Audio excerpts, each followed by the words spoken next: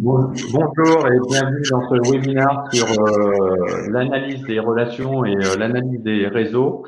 Ce webinaire est présenté par la société Alteryx. Donc Alteryx qui est une plateforme data qui permet de démocratiser l'utilisation de la data et qui a un grand nombre d'outils qui permettent d'analyser et de tirer le maximum de valeur de vos données.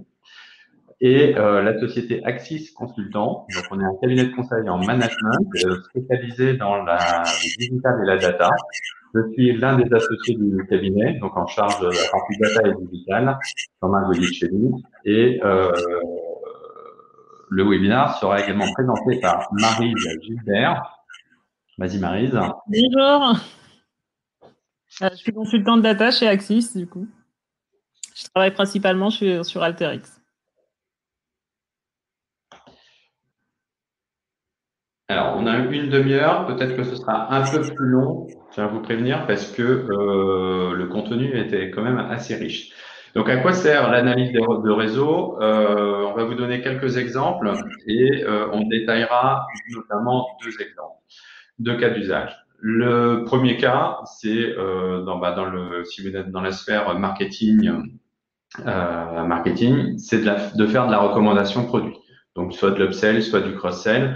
Donc, on va s'attarder à identifier notamment quelles sont les associations entre les produits dans un panier et ensuite identifier quel produit promouvoir en fonction d'un premier produit qui a été choisi. L'autre cas, ça va être d'identifier quelles sont les interactions entre les personnes, qui a le plus gros réseau, qui est la personne la plus influente, qui elle est la personne qui va assurer, par exemple, le maximum de cohésion au sein d'une communauté. Et donc, on verra que l'analyse de réseau permet de répondre également à cette question. Troisième volet qui pourrait être utilisé dans le cadre de l'analyse de réseau, c'est la partie logistique. Donc, identifier les flux, voir quelles sont les plateformes les plus importantes et identifier sur quelle plateforme investir ou par quelle plateforme transiter. Alors, en termes de déroulé de ce webinaire, on va introduire quelques notions sur l'analyse de réseau, quelques notions sur les associations de produits, notamment dans les paniers. Et ensuite, on vous montrera comment utiliser Alteryx pour identifier justement les associations de produits et analyser un réseau. Donc, on aura deux use cases aujourd'hui. Un use case basé sur les relations qui existent chez Axis Consultant. Donc, on a pris tous les échanges de mails qu'il y a eu au mois de mai chez Axis Consultant, bien sûr de manière anonymisée, hein, et ça, on a tout à fait le droit de le faire en conformité avec la RGPD. Tant que c'est anonymisé. Donc, on a anonymisé ces échanges et vous verrez que beaucoup d'enseignements à tirer de qui est au cœur de la communication, qui est un peu à l'extérieur et qui assure notamment la cohésion avec les autres activités d'Axis. Et puis le deuxième use case sera sur de l'analyse de panier. On a pris un cas d'usage assez classique avec toutes les transactions. Là, c'était d'une boulangerie et on verra que ce qu'il faut proposer quand un client commande un toast. Et donc voilà, qu'il faut proposer plutôt du café. Donc, trois outils seront détaillés. L'outil Network Analysis d'Alterix, l'outil MB Rules et l'outil MB Inspect.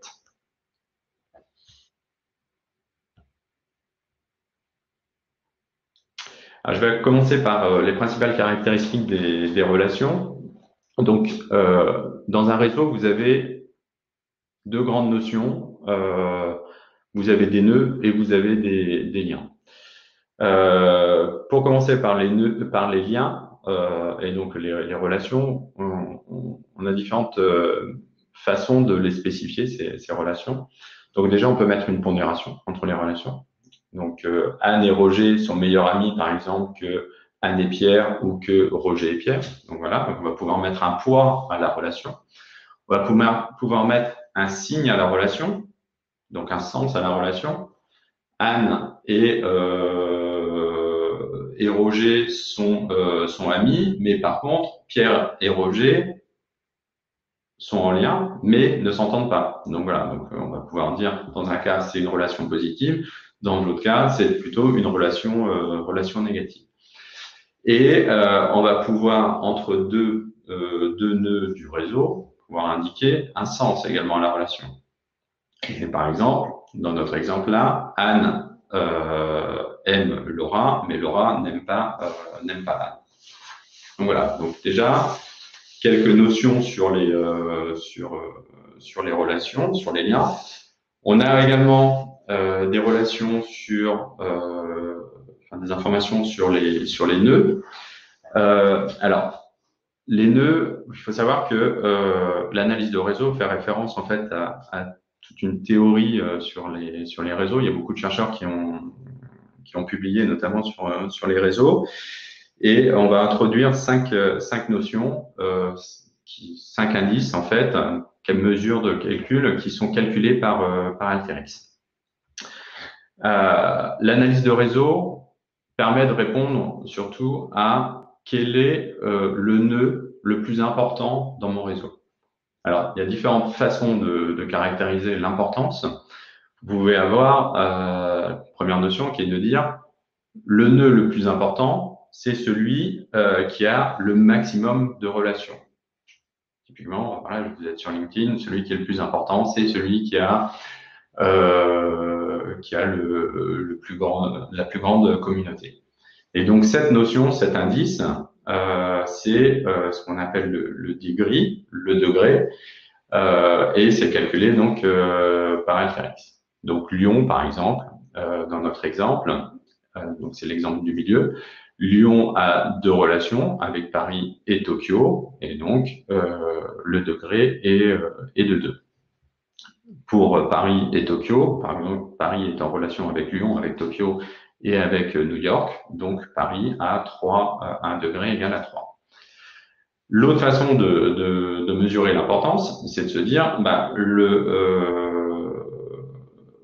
celui qui a le plus d'importance, c'est celui qui va assurer la cohésion dans ma communauté. Et donc, c'est ce qu'on appelle l'intermédiarité ou betweenness dans Alteryx. Donc, on va compter le nombre de fois qu'un nœud est utilisé dans le chemin le plus court entre deux autres nœuds.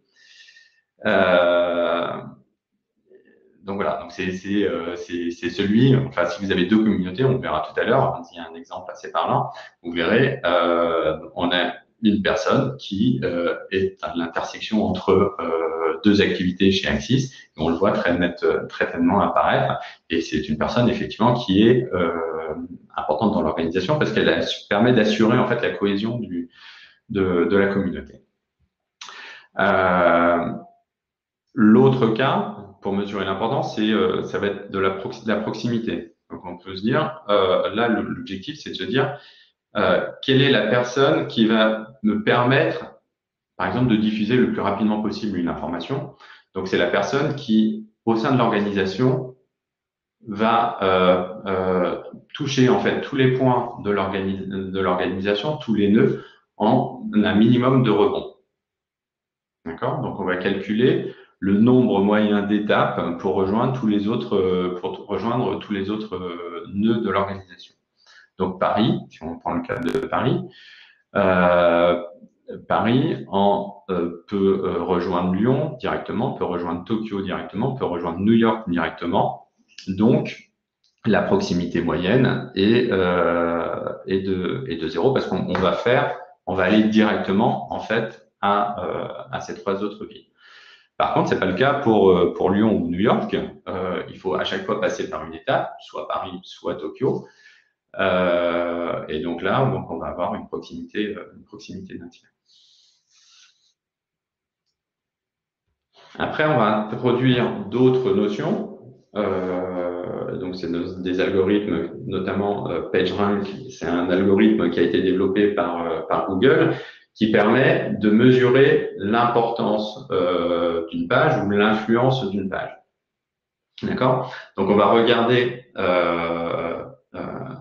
combien de personnes, avec combien d'autres nœuds un nœud est en relation, et on va surtout aussi mesurer l'importance des autres nœuds. Plus une personne est en relation avec d'autres personnes qui sont influentes ou qui ont un grand réseau, plus cette personne aura un PageRank qui est important. Et l'autre notion qui est un peu similaire à PageRank, c'est les vecteurs propres ou l'EFCENT dans Alteryx. C'est la même chose, et au lieu d'avoir des relations dans les deux sens, on regarde des relations dans un seul sens. Donc entre Paris et Lyon, ou entre Lyon et Paris, mais pas dans les deux sens. Alors pour montrer, on va passer très rapidement, voilà. On va vous montrer ces concepts sur un cas qui est les échanges de mails chez Axis.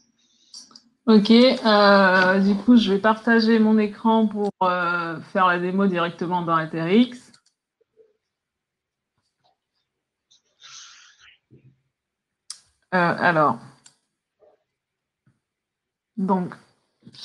Donc là, dans Alteryx, pour utiliser nos outils, il faut télécharger en amont le package R, pour ceux qui ne l'ont pas encore, qui veulent tester.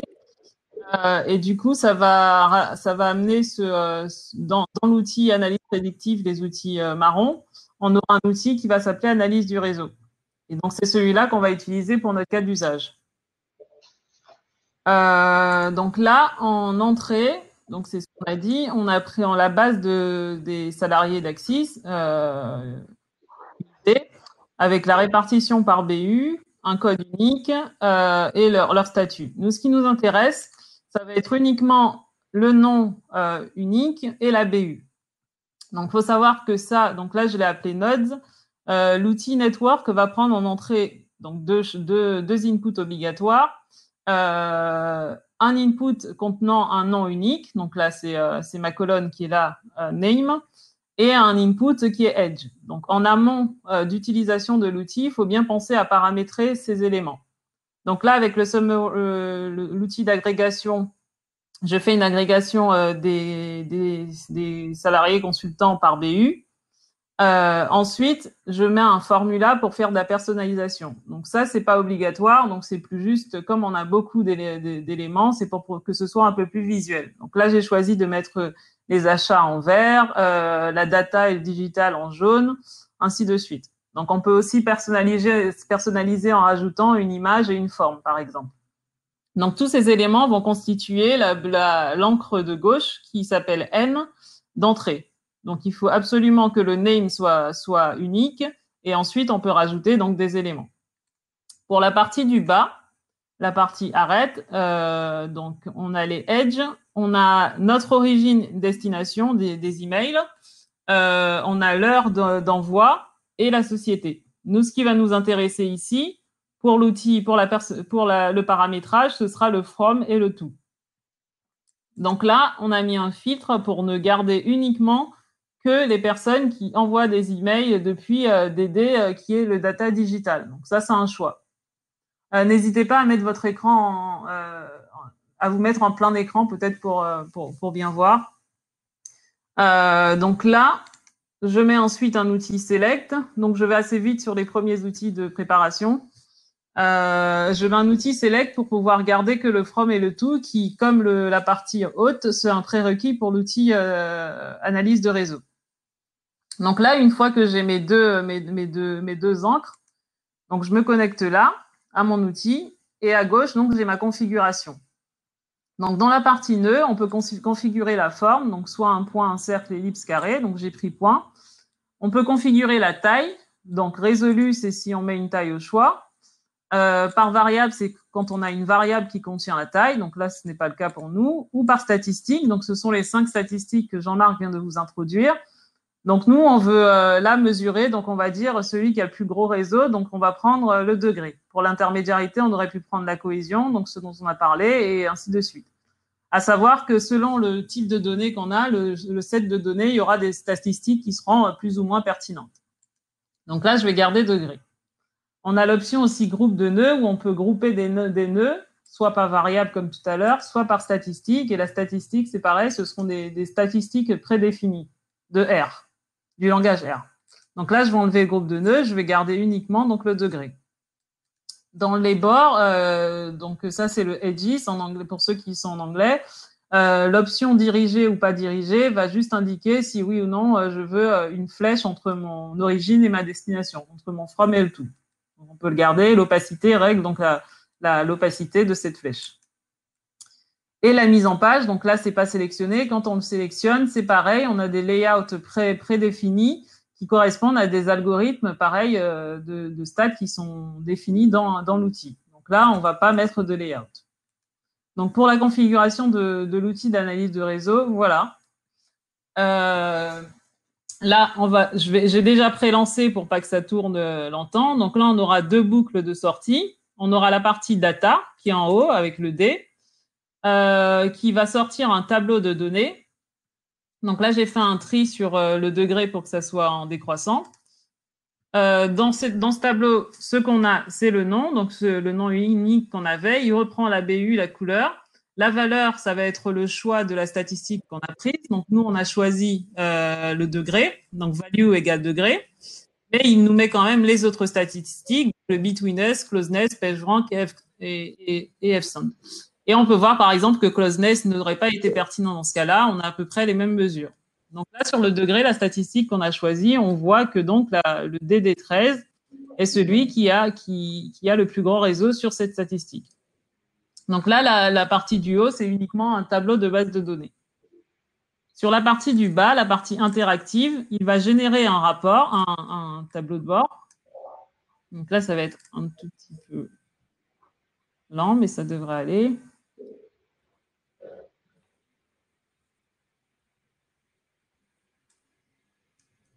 Je vais essayer d'agrandir un peu. Donc c'est un graphe qui montre en fait toutes les relations entre les différents nœuds dans le réseau. Il y a effectivement un peu plus long à calculer. J'espère qu'il va s'afficher. Vous allez voir des tailles de nœuds, vous allez voir des couleurs également de nœuds. Donc les couleurs sont liées aux activités chez Axis. Voilà.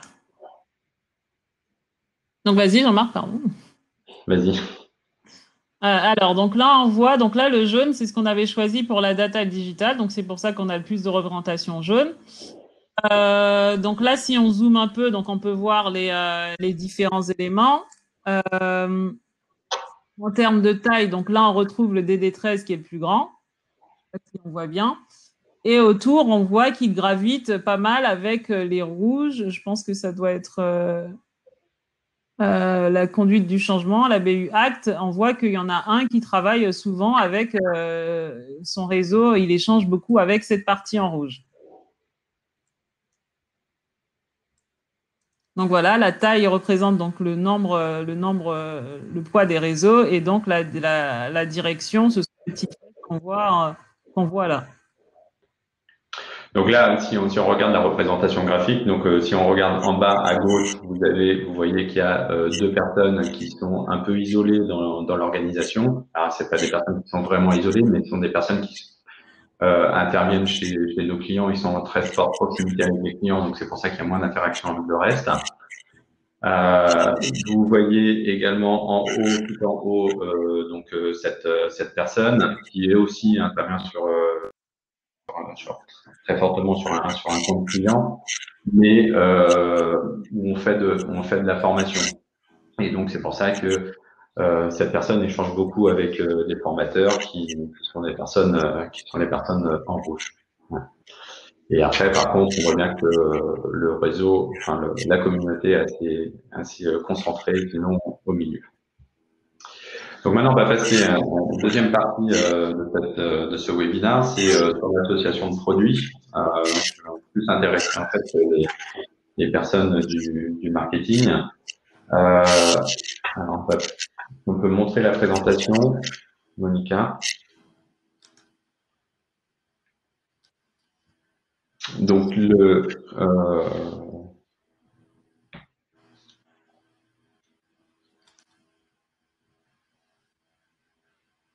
voilà, la présentation est apparue, elle est disparue. Donc, je vais commencer. Donc,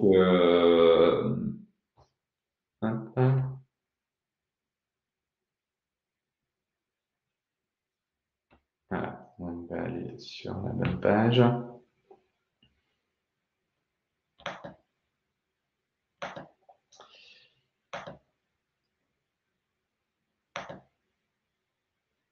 Voilà, sur l'analyse de panier, donc on va regarder quelles sont les associations entre objets. Donc là, dans notre cas, c'est le cas d'usage, hein, c'est la boulangerie. Donc on va regarder le café, avec quoi il est acheté. Avec des croissants, un jus d'orange par exemple, ou alors est-ce qu'il est acheté avec des toasts ou autre. Donc ça, c'est les associations entre objets. On va avoir aussi des notions sur quels sont les facteurs déclencheurs de l'achat.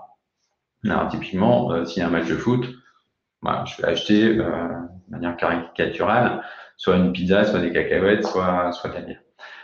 Ces outils qui sont dans la partie market basket d'Alterix peuvent avoir plusieurs cas d'usage, soit dans le merchandising, donc le positionnement dans les rayons des produits. On va plutôt avoir tendance à positionner à côté de l'autre des produits qui sont achetés, on va dire, ensemble, soit pour identifier quels sont, au travers des motifs, des patterns, quels sont les produits à la mode et quels sont les produits donc qu'il faut promouvoir, soit identifier toujours avec les motifs, les patterns, ça a sauté, les comportements d'achat, soit identifier, dans le cadre des associations, quels sont les produits à promouvoir. Donc, typiquement, si une personne achète un toast dans une boulangerie, il vaut mieux lui proposer, on verra, un café parce que dans la majorité des cas, elle va acheter du coup le café. Donc ça, c'est le cross-sell. Ou alors, si elle achète, je sais pas moi, un toast, on va peut-être avoir intérêt à proposer un croissant parce que le croissant est un peu plus cher et ça nous permettra de faire de l'upsell.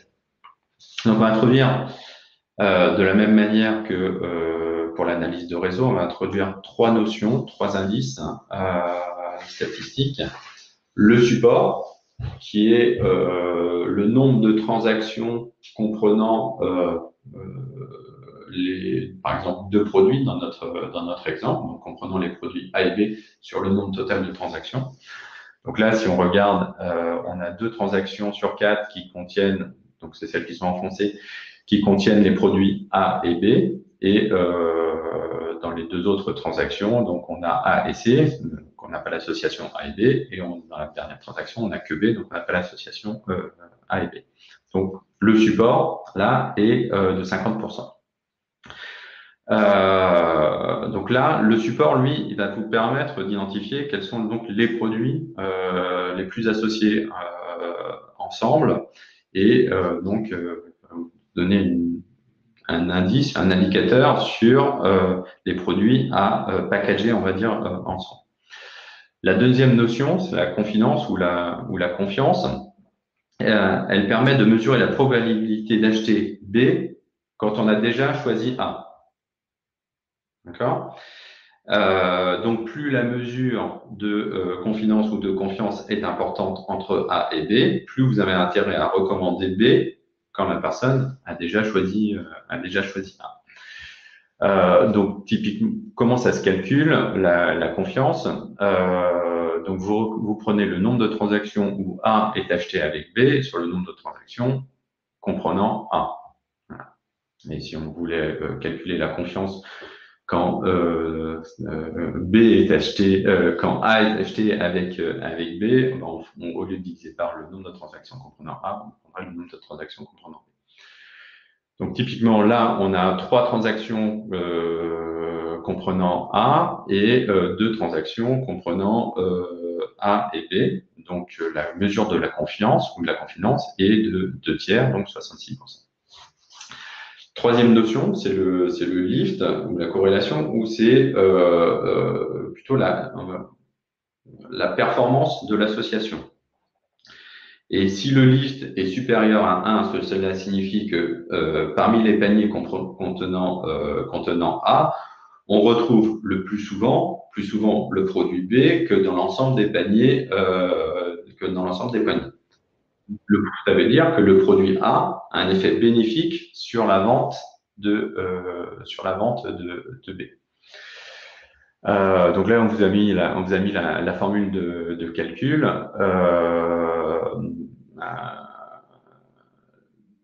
Si on reprend en fait notre exemple, donc on a vu que on avait 66% de confiance et les 0,88, ce n'est ni plus ni moins que les 66% divisés par les 75%.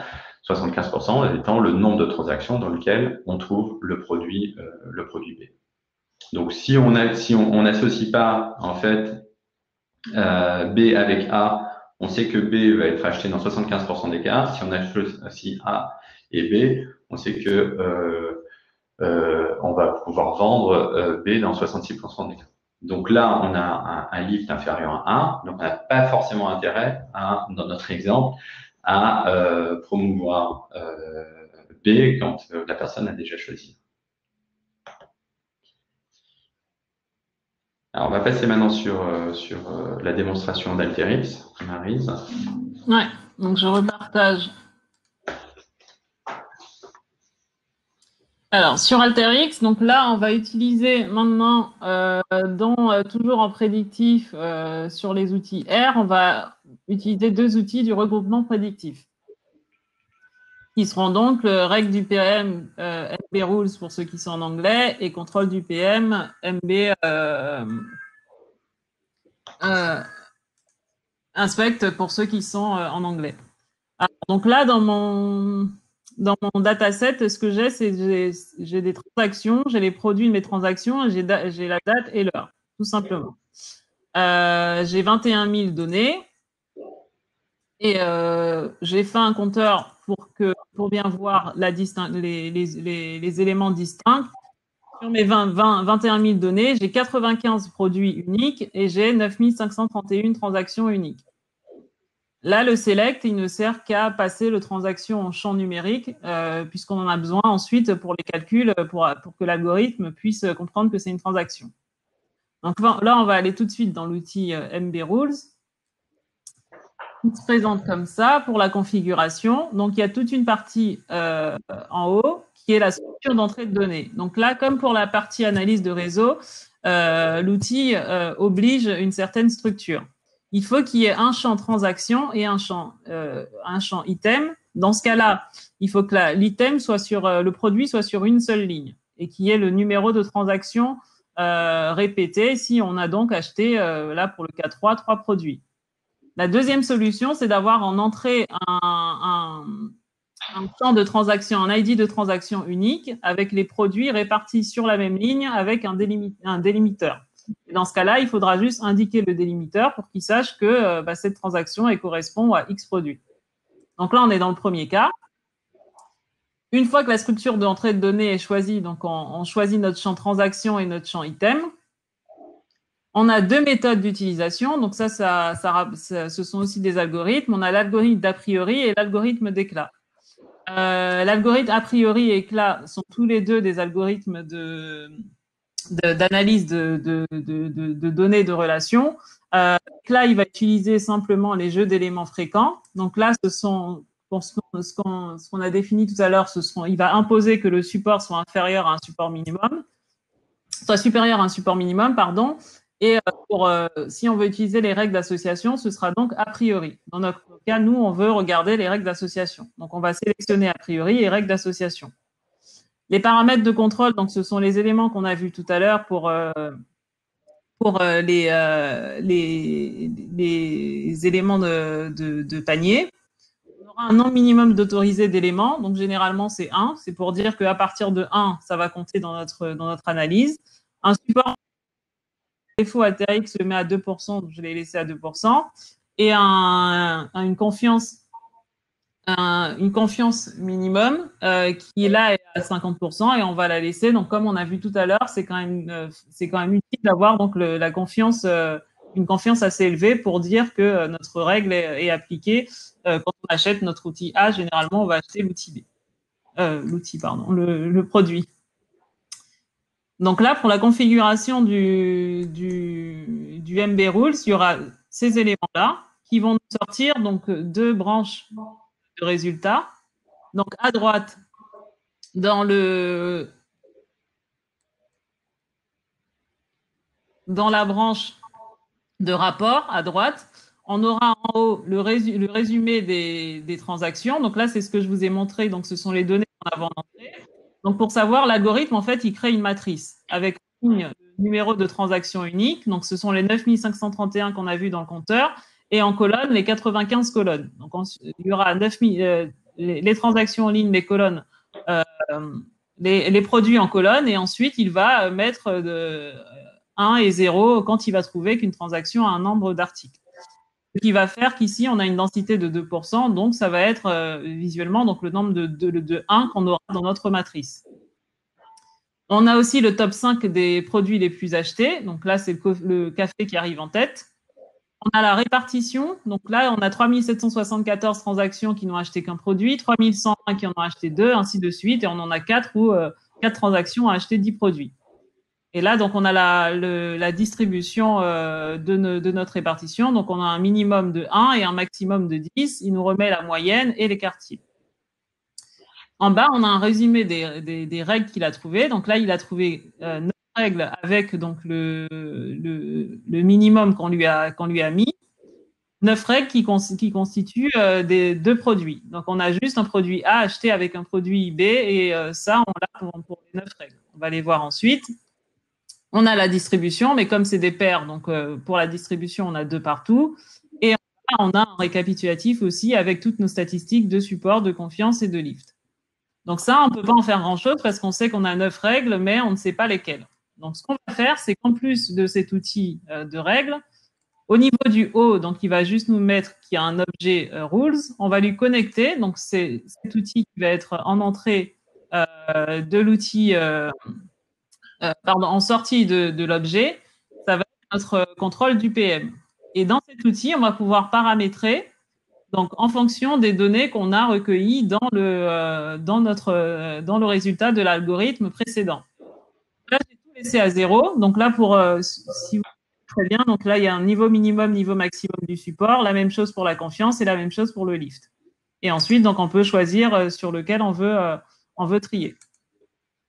Donc là, j'ai laissé à 0 pour pouvoir visualiser donc les 9 règles. Donc là, ça sera dans la partie objet, toujours en haut.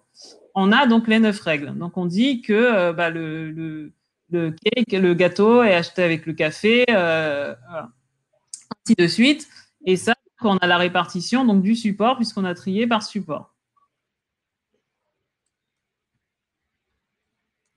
Et donc là, ça, c'est juste le résultat de nos premières règles, des 9 règles, et sachant qu'on peut mettre un filtre.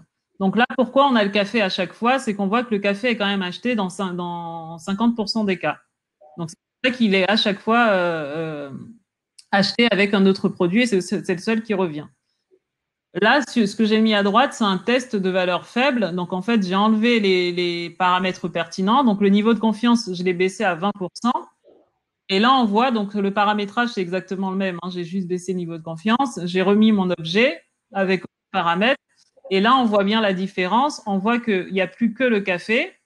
Et on voit, par exemple, que, je ne sais pas, le gâteau et le thé sont aussi achetés, mais avec un niveau de confiance très faible. Donc, on ne peut pas en déduire que ceux qui achètent un gâteau vont acheter un thé. On ne peut pas mettre cette relation entre elles parce que le niveau de confiance est vraiment très faible.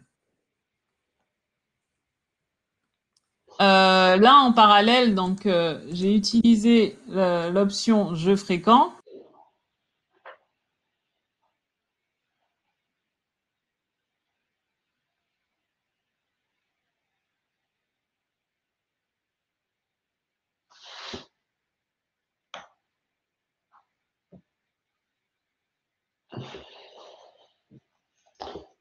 Alors, on a perdu Maryse.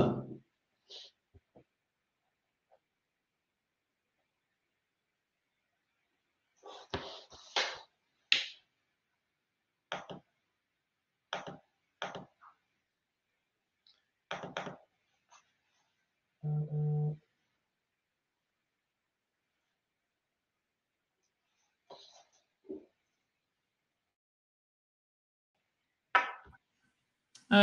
vous m'entendez? Oui, c'est revenu, Marie. Je ne sais pas, j'ai été déconnectée. Vas-y, continue, s'il te plaît. Vous voyez mon écran? Non, pas encore.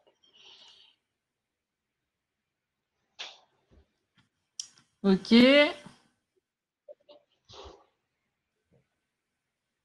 Vas-y, c'est bon. Là, c'est Je bon? vois ton écran. Ok, Oui. super. Donc là, je montrais juste les jeux d'éléments fréquents si on avait fait un choix sur les jeux d'éléments fréquents.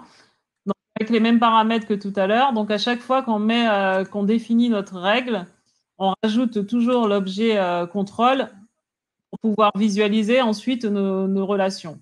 Donc, là, en fait, ce qu'il nous donne, ce sont les éléments qui sont fréquemment achetés, mais sans corrélation entre les deux, à la différence de la règle d'association. Donc là, on voit que le café, donc ça nous confirme bien qu'il est bien acheté. Et on voit aussi que là, le café et le pain sont achetés un peu plus faiblement. À 9%, on ne peut pas en déduire qu'il y a une corrélation, mais le jeu fréquent, il nous donne juste la liste des items donc, qui sont achetés ensemble, mais pas juste un item unique. On peut avoir aussi un panier donc, de deux produits achetés ensemble. Là, je vais reprendre mon exemple en bas. Avec les mêmes paramètres, les 2% et les 50%, les 2% de support et les 50% de confiance. On peut appliquer un minimum, mais là, comme on n'a que 9 produits, on va les garder. Et là, dans la partie rapport, il va nous reprendre notre tableau de bord et c'est là qu'en bas, il va nous construire le graphe avec donc les relations entre les différents produits. La taille des points représente le support. Donc, ce qu'on s'est dit, c'est que il y a le café, le gâteau, c'est aussi acheté souvent. Mais la couleur, c'est ce qui représente la corrélation entre les deux. Et on voit que le toast a la plus grande couleur. Donc, même si le support est faible, on voit que généralement, ceux qui achètent des toasts vont plutôt acheter du café avec. Donc, si on doit proposer un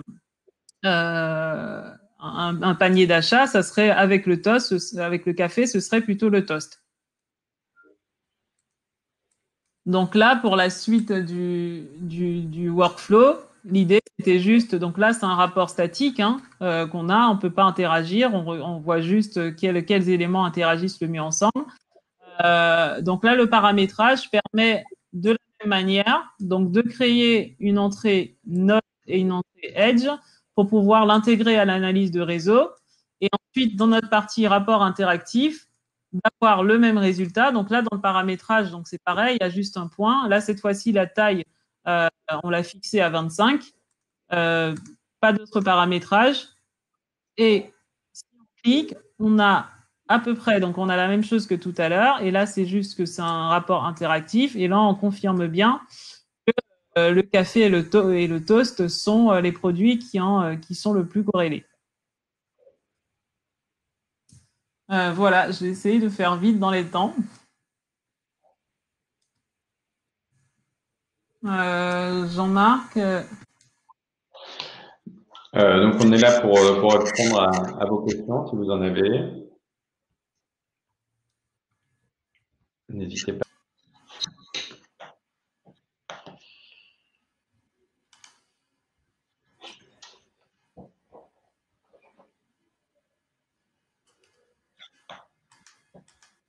Donc, il n'y a pas de questions, je pense.